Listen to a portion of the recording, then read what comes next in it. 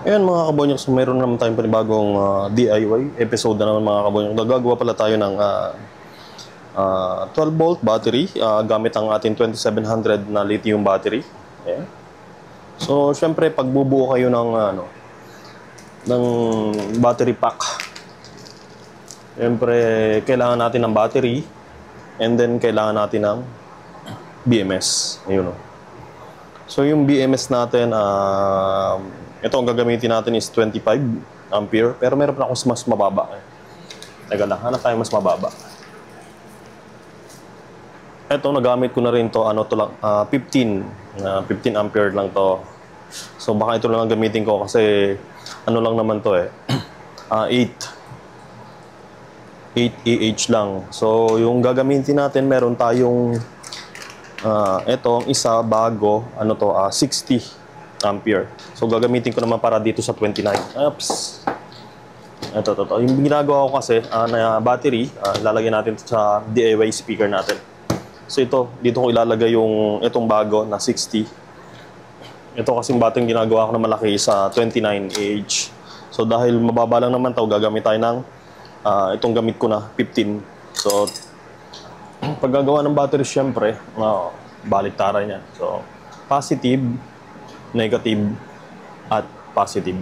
Okay, ganun din sa kabila, baliktaran. Negative, positive, negative. Okay, so kailangan natin ng nickel. Okay. Ang gagawin pala natin dito, syempre, naka-series lang, no? Ayan, parallel. Series parallel gagawin natin. Ayan. Parallel, tapos series mo itong mga to. Ayan. So, gagawin natin, puputol muna tayo ng nickel. Sukat.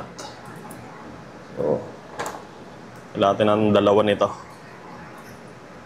So, yung gamit nating nickel is 0.5 lang. Ubusin muna natin itong manipis bago tayo gumamit ng medyo makapal, no? Para hindi pakalat-kalat. Ito naman, 0.15. Okay.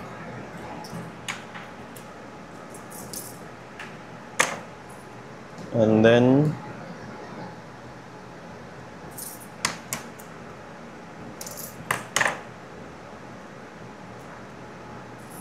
okay. Kompleto na yung nickel natin. So, ang gagawin natin, syempre, spot welding na natin itong mga kabonyo. Okay. So, i-time-lapse na natin.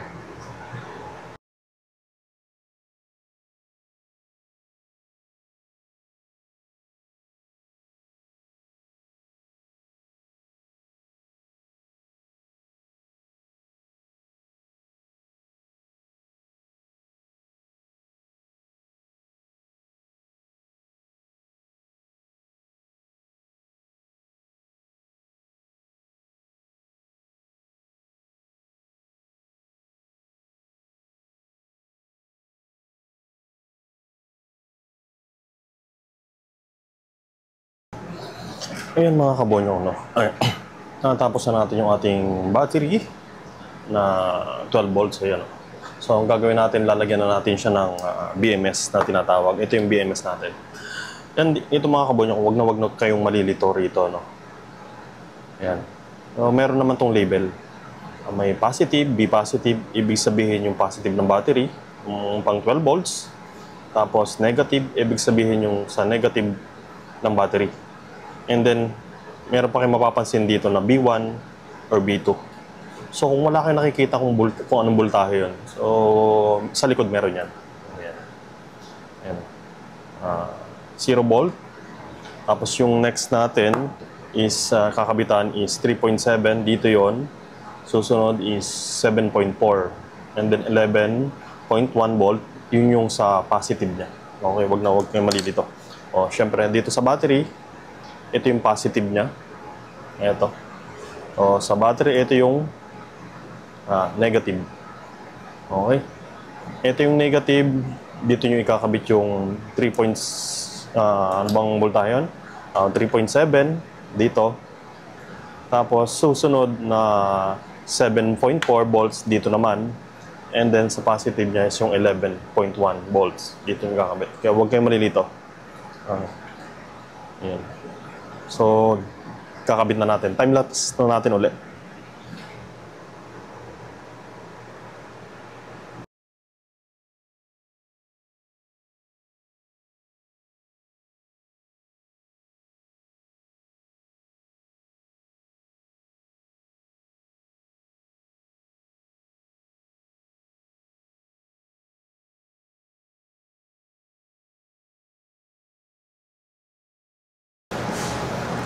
Okay mga kabonyok, no? Natapos na natin yung ating DIY battery gamit ang ating spot welder, portable spot welder.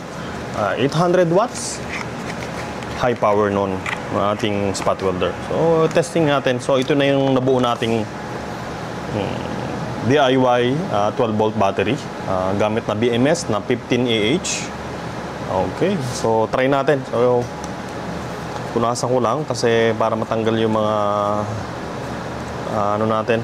paste natin para hindi siya malagkit. So isa ring cost na pagkakalawang ng mga ating mga nickel. So kailangan dyan pinupunasan. Okay. So yan, ang gagawin natin mga kabonyok, i-tester natin yung ating battery. Okay.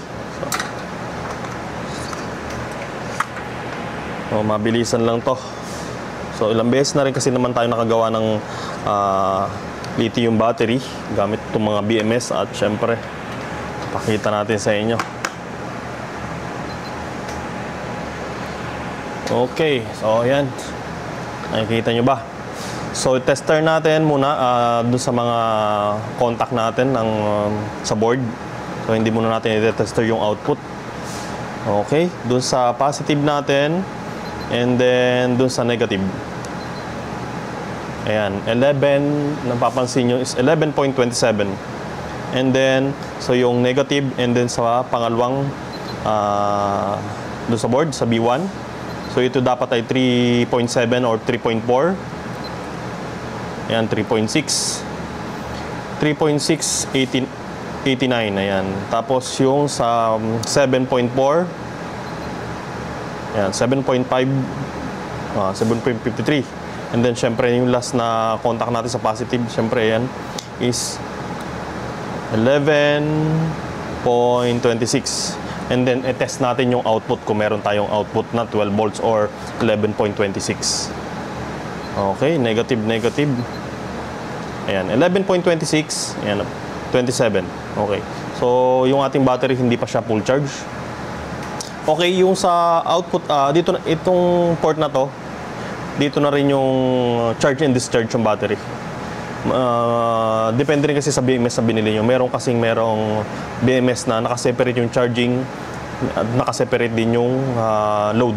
Okay? So ito, magkasama na load at saka discharge na. Charge and discharge. Okay?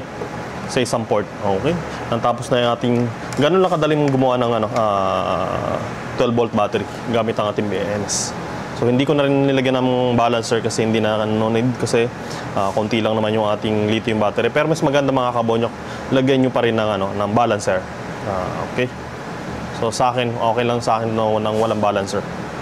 So meron naman tayong BMS. Okay, hanggang dito na lang mga kabonyok. So pwede nang gamitin sa ating DIY speaker na gagamitin sa susunod.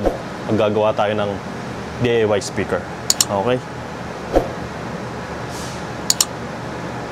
Okay, maraming salamat. Huwag kalimutan mag-subscribe sa aking channel. Hit the bell para lagi kayong updated sa aking i-upload na video. Maraming salamat.